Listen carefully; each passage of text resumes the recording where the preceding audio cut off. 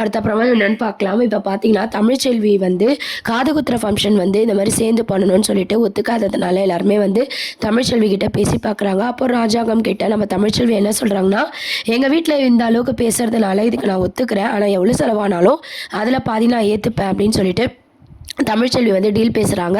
உடனே ராஜாங்கம் வந்து சரி இவன் ஒத்துக்கிறதே பெரிய விஷயமா இருக்குது, தமிழ் சொன்னபடி எல்லாமே நடக்கட்டும் அப்படின்ற மாதிரி அதுக்கு ஒத்துக்குனாங்க.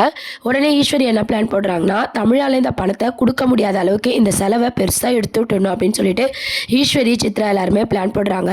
அதுக்கேற்ற மாதிரி பார்த்தீங்கன்னா காது குத்தலுக்கு என்னென்ன ஆகுமோ அதெல்லாம் எக்ஸ்ட்ரா வந்து கணக்கு போட்டு தமிழ்ச்செல்வி கிட்ட இதை எடுத்துகிட்டு போய் நம்ம கொடுத்துட்டு வரலாம் அப்படின்ற மாதிரி யோசிக்கிறாங்க. சித்ராவும் ஈஸ்வரியும் வந்து கிளம்புறாங்க. கிளம்பி தமிழ்ச்செல்வி வீட்டுக்கு போயிட்டு இந்த மாதிரி 15 லட்சம் ஆகுது, நீ பாதி கொடுக்கணும்னா 7.5 லட்சம் நீ கொடுக்கணும் அப்படின்ற மாதிரி சொல்லும்போது தமிழும் பார்த்தீங்கன்னா அப்படியே முழிக்கிறாங்க. என்ன உன்னால் முடியாதா, அதான் எங்களுக்கு தெரியுமே அப்படின்னு சொல்லிட்டு இருக்கும்போது இல்லை நான் கண்டிப்பாக இந்த பணத்தை கொடுத்துருவேன் அப்படின்னு சொல்லிட்டு தமிழ்ச்செல்வி வந்து அந்த லிஸ்ட்டை வாங்கி பார்க்குறாங்க. உடனே நம்ம ஈஸ்வரிக்கு அதிர்ச்சி ஆகுது. அப்புறம் ஈஸ்வரியும் சித்ராவும் அங்கேருந்து போயிடுறாங்க. சித்ரா சொல்கிறாங்க, என்ன தமிழ் வந்து முடியாதுன்னு பின்வாங்குவான்னு பார்த்தா நான் பார்த்துக்கிறேன்னு சொல்கிறாளேம்மா, ஒன்றுமே புரியலையே அப்படின்னு சொல்லிட்டு சித்ரா புலம்பிட்டு இருக்காங்க. உடனே நம்ம ஈஸ்வரி என்ன சொல்கிறாங்கன்னா, அவள் சும்மா வாய் ஊதாடு, சும்மா தான் சவால் விடுவா, அவளால் எப்படி இவ்வளோ பணத்தை ஏற்பாடு பண்ண முடியும், நம்மளாலே முடியாது இவளால் முடியுமா, பார்த்துக்கலாம் வா அப்படின்னு சொல்லிட்டு ஈஸ்வரியும் சித்ராவும் வந்து பேசிகிட்டு இருக்காங்க. அதுக்கப்புறம் பார்த்தீங்கன்னா தமிழ்ச்செல்வி வந்து இந்த பணத்தை எப்படி ரெடி பண்ணுறது, 7.5 லட்சம் ஆகுமே அப்படின்னு சொல்லி யோசிச்சுட்டு இருக்கும்போது பாட்டிமா என்ன சொல்கிறாங்கன்னா, அவங்களோட நகைங்களாம் இருக்கு இல்லையா, அதை வந்து நம்ம தமிழ்ச்செல்வி கிட்ட கொடுக்குறாங்க. உடனே தமிழ்ச்செல்வி வந்து இது வந்து உங்கள் பேரனுக்கோ பேத்திக்கோ சேர வேண்டியது, என்கிட்ட எதுக்கு கொடுக்குறீங்க அப்படின்ற மாதிரி கேட்குறாங்க. உடனே பாட்டி என்ன சொல்கிறாங்கன்னா, நான் உன்னை வாய் வார்த்தையில் வந்து பேத்தின்னு சொல்லலை, நிஜமாலே நீ எனக்கு பேத்தி தான். அது மட்டும் இல்லாமல் சேது ராஜாங்கம் எல்லாமே பார்த்தீங்கன்னா மோகனா எல்லாருக்குமே இருக்குது, உனக்கு தான் தமிழ் எதுவுமே இல்லை. அது மட்டும் இல்லாமல் என் பேரனுக்கு பொண்டாட்டி தான், நீ என்னதான் இல்லைன்னு சொன்னாலும் எப்போ உங்கள் 2 பேருக்கும் இந்த 2 குழந்தை பிறந்ததோ அப்போது நீ எங்கள் வீட்டு சொந்தம் தான், என் பேத்திக்கு நான் செய்கிறதான் நினச்சிக்கோ அப்படின்ற மாதிரி சொல்கிறாங்க.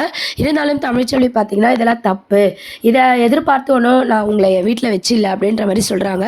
உடனே பாட்டி இதை நீ வாங்கலைன்னா நான் எப்பவும் போல் நான் வந்து அனாத ஆசிரமத்துக்கே போய் அங்கேயே தங்கிடுறேன், என் பையன் ராஜாங்க வீட்டுக்கு போவல எதிர்பார்க்காத, நான் வந்து எங்கன்னா முதியோர் இல்லத்தில் கூட நான் தங்கிக்கிறேன் அப்படின்ற மாதிரி பாட்டிமா வந்து தமிழ்ச்செல்வி கிட்ட சொல்லி இந்த நகையெல்லாம் நீ வாங்கிக்கலன்னா நான் அப்படி தான் பண்ணுவேன்னு சொல்லும்போது நம்ம தமிழ்ச்செல்வியோட அம்மா அப்பா எல்லாரும் பார்த்தீங்கன்னா பாட்டி சொல்கிற பேச்சை கேளு, அவங்க மனசை ஏன் கஷ்டப்படுத்துற அப்படின்ற மாதிரி தமிழ்கிட்ட சொல்கிறாங்க. உடனே வேறு வழி இல்லாமல் தமிழும் பார்த்தீங்கன்னா அதுக்கெலாம் வந்து ஒத்துக்கிற மாதிரி காமிச்சிருக்காங்க.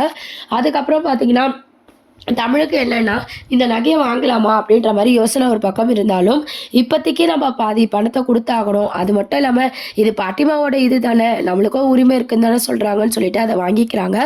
அதுக்கப்புறம் வந்து கோவிலில் வந்து காது குத்துற ஏற்பாடெல்லாம் சிறப்பாக நடந்துட்டு இருக்கும்போது இந்த பாதி பணத்தை வந்து தமிழ்ச்செல்வி வந்து கொடுக்கும்போது எல்லாருக்குமே ரொம்பவே ஷாக்காக இருக்குது. இவங்க எல்லாரும் எப்படி இந்த பணத்தை வந்து திருப்பி கொடுக்க முடியும்னு சொல்லி ஈஸ்வரியெலாம் யோசிச்சுட்டு இருக்காங்க. உடனே தமிழ்ச்செல்வி கிட்ட போய் கேட்குறாங்க. தமிழ்ச்செல்வி வந்து என்ன சொல்கிறதுன்னு தெரியல, அப்படியே முடிக்கிறாங்க. உடனே பாட்டிமா என்ன சொல்கிறாங்கன்னா, நாடா கொடுத்தேன், என் பேத்தி தமிழுக்கு நாதா கொடுத்தேன் அப்படின்னு சொல்லும்போது நம்ம வீட்டு நகையை திருப்பி நம்மளுக்கே கொடுக்குற மாதிரி இருக்குது, நீங்கள் உங்கள் வீட்டு நகையை எங்கள் வீட்டு நகையை வாங்கி தான் எங்களுக்கு பணமாக கொடுத்தியா அப்படின்னு சொல்லி தமிழ்ச்செல்வியை வந்து நம்ம ஈஸ்வரி வந்து வம்பிழுக்கிறாங்க. உடனே பாட்டிமா என்ன சொல்கிறாங்கன்னா, அந்த வீட்டுக்கும் எனக்கு எந்த சம்மந்தமும் இல்லை, இது எனக்கு எங்கள் அப்பா போட்ட நகை, ஸோ அதில் யாரும் உரிமை கொண்டாட முடியாதுன்னு சொல்லி சாவித்திரிக்கிட்டையும் ஈஸ்வரிக்கிட்டையும் பாட்டிமா பார்த்தீங்கன்னா ரொம்ப கோவமாக பேசிடுறாங்க. பாட்டி எதிர்த்து எதுவும் பேச முடியாதுன்னு சொல்லிட்டு அவங்களும் பார்த்தீங்கன்னா அங்கே வந்து போயிடுறாங்க. உடனே தமிழ் வந்து பார்த்தீங்கன்னா காது குத்துற ஃபங்க்ஷனில் எல்லாருமே பிஸி ஆகிடுறாங்க. ஸோ எல்லாமே வந்து பார்த்திங்கன்னா ஃபங்க்ஷன் தலைலாம் அதாவது ரொம்ப பிரம்மாண்டமாக வந்து நடந்திருக்கிற மாதிரி காமிச்சிருப்பாங்க. அதுக்கப்புறம் பார்த்திங்கன்னா சாப்பாடு ஏற்பாடுலாம் பண்ணிகிட்டு இருக்காங்க இல்லையா, அதில் எதனா ஒரு கேம் ப்ளே பண்ணணும், இந்த ஃபங்க்ஷன் வந்து ஒழுங்காக நடக்கூடாதுன்னு சொல்லி ஈஸ்வரி வந்து யோசிக்கிறாங்க. ஈஸ்வரி என்ன யோசிக்கிறாங்கன்னா, இந்த சாப்பாட்டில் எதனா கலந்துட்டு நம்ம தமிழ் மேலே அந்த பழியை வச்சுடுவோமோ அப்படின்ற மாதிரி யோசிக்கிறாங்க. ஏன்னா எப்பவுமே வந்து சின்ன மருமகள் சீரியலில் என்ன ஒரு ஃபங்க்ஷன் நடந்தாலும் சரி சாப்பாட்டில் வந்து பள்ளி விழுற மாதிரியோ இல்லை மருந்து கலக்கிற மாதிரியான எபிசோட்ஸை கண்டிப்பாக வந்து கொண்டு வராங்க. ஸோ இந்த வாட்டியும் பார்த்தீங்கன்னா காது குத்துற ஃபங்க்ஷனில் கடை வெட்டி எல்லாருக்குமே வந்து சாப்பாடு போடும்போது அதில் வந்து ஒரு கலப்படம் இல்லை பள்ளி விழுந்துருச்சு ஏதோ மருந்து கலந்துட்டாங்கன்னு சொல்லி தமிழ்ச்செல்வி மேலே பழி வர மாதிரி ஈஸ்வரி சித்ரா எல்லாருமே பிளான் போட்டுட்ருக்காங்க. அதுக்கேற்ற மாதிரியும் பார்த்தீங்கன்னா சாப்பாட்டில் கலக்கலான்ற மாதிரி யோசிக்கிறாங்க. இந்த விஷயம் பார்த்தீங்கன்னா ஐஸ்வர்யாவுக்கு தெரிய வந்து இதெல்லாம் தப்பு, இதெல்லாம் வந்து நான் ஒத்துக்க மாட்டேன் அப்படின்ற மாதிரி ஐஸ்வர்யா வந்து தடுக்கிறாங்க. என்ன ஐஸ்வர்யா எல்லாத்தையும் மறந்துட்டியா, நீ வந்து சேதுக்கிட்ட சும்மாலாம் ஒன்றும் சேரல, நிறைய ஃப்ராடு வேலை பண்ணி தான் சேர்ந்துருக்க அப்படின்னு சொல்லி நம்ம ஈஸ்வரி சொல்கிறாங்க. உடனே நம்ம ஐஸ்வர்யா என்ன சொல்கிறாங்கன்னா, என்னதான் நான் ஃப்ராடு பண்ணாலும் மாமாவுக்கு நான் உண்மையாக இருக்கணும்னு நினைக்கிறேன். மாமா தான் எனக்கு அனுப்பிச்சிட்டார்ல, இதுக்கப்புறம் தப்பு மேலே தப்பு பண்ணுறது ரொம்ப தப்பாக இருக்குது, இதெல்லாம் எனக்கு சரியாக வரல ஆண்டி அப்படின்ற மாதிரி சொல்லிட்டு போகிறாங்க. இவகிட்ட சொன்னால் இவன் இப்படி தான் சொல்லுவா, இவளுக்கு தெரியாமல் நம்ம கலந்துட்டு இதை தமிழ் மேலே பழி சொல்லணும் அப்படின்ற மாதிரி ஈஸ்வரி சித்ரா எல்லாருமே வந்து பார்த்திங்கன்னா யோசிக்கிறாங்க. அதுக்கப்புறம் வந்து அந்த காது குத்துற ஃபங்க்ஷனில் சாமி வருது. சாமி வந்து ஆடினோடனே நம்ம ஐஸ்வர்யாவுக்கு பயம் வந்துடுது. எங்கே நம்ம உண்மையை வந்து ஆல்ரெடி மறைச்சிருக்கோம், கடவுளெல்லாம் வந்து கருப்பசாமி பயமுத்துது, இப்போ யார் மூலமாவது வந்து திருப்பி பழையபடி நம்மளை எதனா பண்ணிடுமோன்னு சொல்லி ஐஸ்வர்யா பயப்படுறாங்க. ஈஸ்வரிக்குமே பார்த்தீங்கன்னா அந்த பயம் இருக்குது, எங்கள் சாமி வந்து தன்னை காட்டி கொடுத்துருமோ அப்படின்ற பயத்தில் இப்போ இந்த தப்பை செஞ்சால் கண்டிப்பாக நம்ம மாட்டிப்போம், விட்டு தான் பிடிக்கணும் அப்படின்ற மாதிரி ஈஸ்வரி வந்து யோசிக்கிறாங்க. அதே மாதிரி பார்த்தீங்கன்னா சாமி வந்து எல்லாருக்குமே குறி சொல்லுது. அப்போ குறி சொல்லும் போது திருப்பியும் தமிழுக்கு பார்த்தீங்கன்னா, உனக்கு வரப்போகிற ஆபத்துலேருந்து நான் தான் உன்னை காப்பாற்றிருக்கேன், ஆனால் உன் மேலே எந்த தப்புமே இல்லைன்ட்டு கூடி சீக்கிரத்தில் நானும் நிரூபிக்கிறேன் அப்படின்ற மாதிரி ஒரு நல்ல வாக்கை வந்து பார்த்தீங்கன்னா நம்ம தமிழ்ச்செல்விக்கு வந்து சாமி சொன்னதை கேட்டு தமிழ்ச்செல்விக்குமே ரொம்பவே சந்தோஷமாக இருக்குது. இதுக்கு முன்னாடி வந்த சாமியும் பார்த்தீங்கன்னா தமிழ் மேலே எந்த தப்புமே இல்லை, அது வந்து ராஜாங்கம் தான் கண்டுபிடிக்கணும் அப்படின்ற மாதிரி சொல்லிட்டு போனாலும் ராஜாங்கம் அதுக்கான எந்த ஸ்டெப்பும் எடுக்காததுனால ராஜாங்கம் மேலேயே சாமி வந்து இதை வந்து கூடிய சீக்கிரம் சேது தான் கண்டுபிடிக்கணும் அப்படின்ற மாதிரி சொல்கிறாங்க. உடனே சேதுக்கு வந்து லைட்டாக சந்தேகம் வருது, தமிழ் மேலே எந்த தப்பும் இருக்காது, அதனால தான் சாமி இப்படிலாம் வந்து சொல்லுதோ அப்படின்ற மாதிரி நம்ம சேது ஒரு பக்கம் யோசிச்சு நான் கண்டிப்பாக கண்டுபிடிக்கிறேன் அப்படின்ற மாதிரி சொல்கிறாங்க. அதுக்கப்புறம் காது குத்துற ஃபங்க்ஷனில் வந்து சிறப்பாக வந்து நடத்தி முடிஞ்சிருது. அதுக்கப்புறம் அந்த பணத்தையும் வாங்கி வைக்கிறாங்க இல்லையா, அந்த படத்தை தமிழ்ச்செல்விக்கே திருப்பி கொடுக்குறாங்க ராஜாங்கம். கொடுத்ததாகவே இருக்கட்டும், நான் திருப்பி வாங்குற பழக்கம் எனக்கு இல்லைன்னு சொல்லி தமிழ் அங்கேருந்து போயிடுறாங்க. ஃபங்க்ஷனும் நல்லபடியாக முடியுது. இருந்தாலும் நம்ம சேது பார்த்தீங்கன்னா தமிழ் மேலே ஒரு வேளை எந்த தப்போ இல்லையோ, சாமி சொன்னது உண்மையாக இருக்குமோ, ஒரு வாட்டிக்கு 2 வாட்டி சொல்லுதுன்னா கண்டிப்பாக இதில் ஏதோ ஒரு உண்மை இருக்குன்னு சொல்லிட்டு யோசிச்சுட்டு இருக்காங்க. என்னமாமா யோசிக்கிறீங்கன்னு சொல்லி ஐஸ்வர்யா வந்து கேட்கும்போது, இல்லை சாமி சொன்ன விஷயத்தை தான் யோசிச்சுட்டு இருக்கேன், ஒரு வேளை தமிழ் மேலே எந்த தப்புமே இல்லைன்னா நான் தான் தமிழை தப்பாக எடுத்துட்டணும் அப்படின்னு கேட்கும்போது ஐஸ்வர்யா திரு முடிக்கிறாங்க.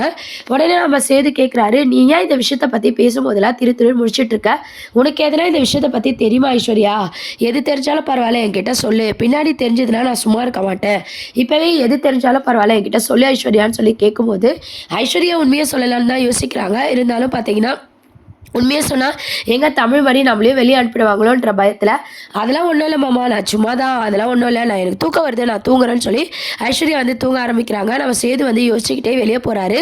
நம்ம கருப்பை அவர்கிட்ட வந்து இதெல்லாம் ஷேர் பண்ணுறாரு. கண்டிப்பாக இதுக்கு பின்னாடி ஏதோ ஒரு சூழ்ச்சி இருக்கா, அதை நம்ம கண்டுபிடிக்கணும், ஒருவேளை தமிழ் மேலே எந்த தப்புமே இல்லைன்னா நம்ம தான் தேவையில்லாமல் தப்பாக எடுத்துக்கிற மாதிரி இருக்கும், சாமி ஒரு வாட்டி சொன்னால் பரவாயில்ல 2 வாட்டி அப்பா மேலே கூட வந்து சொல்லியிருக்குன்னா கண்டிப்பாக அதை விளையாட்டை எடுத்துக்கூடாது மாமா அப்படின்ற மாதிரி கருப்பு கிட்ட வந்து பேசிட்டு இருக்காங்க. சேதுவும் கருப்பா பேசிட்டு இருக்கதை ஈஸ்வரி கேட்டுட்டு, சேது வந்து கண்டுபிடிச்சா நம்ம பொழப்பு வந்து நாரிடும், அதுக்குள்ள ஐஸ்வர்யா சேது கூட ஒரு வாழ்க்கை ஆரம்பிச்சாதான் அதை வச்சு இந்த சேதுவை நம்ம மிரட்ட முடியும் அப்படின்ற மாதிரி ஐஸ்வர்யா வந்து ஒரு கணக்கு போடுற மாதிரி நம்ம ஈஸ்வரியும் பார்த்தீங்கன்னா ஒரு கணக்கு போடுறாங்க. என்னதான் ஐஸ்வர்யாவை ஒரு பாசிட்டிவான கேரக்டராக கொண்டு வந்தாலும் ஒரு சுயநலவா அவங்களுக்கு தேவையான போது பார்த்தீங்கன்னா நம்ம தமிழ் மேலே பழி வர மாதிரி காமிச்சிருக்காங்க. ஸோ இதெல்லாம் தான் அடுத்து சின்ன மருமகள் சீரியல் அப்கமிங் ப்ரோமோவாக இருக்குது, என்ன ஆக போகுதுன்னு சொல்லி வெயிட் பண்ணி பார்ப்போம். தேங்க்யூ.